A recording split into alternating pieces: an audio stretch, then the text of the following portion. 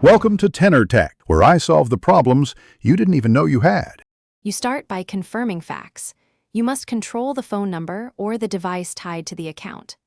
Once done, check whether you have a recent chat backup on Google Drive or iCloud so you can restore messages. Also verify if two-step verification was enabled and whether a recovery email exists.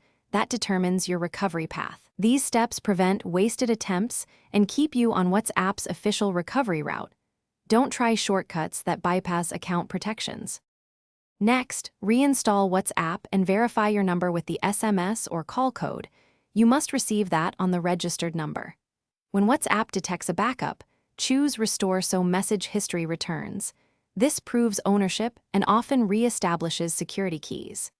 If two-step verification asks for a PIN and you have a recovery email, follow the in-app recovery link to reset it. These official steps recover access cleanly and preserve account integrity without resorting to risky tools. To finish, complete the setup, and if you need to confirm security, use the contact info screen to view and verify encryption keys with contacts. If verification fails or you cannot receive the SMS, use the in-app help to contact WhatsApp support and provide device details and screenshots. They will guide account-specific recovery. One key troubleshooting tip: never use third-party unlockers or downloads. They risk data loss and violate terms, while official support can resolve legitimate access problems.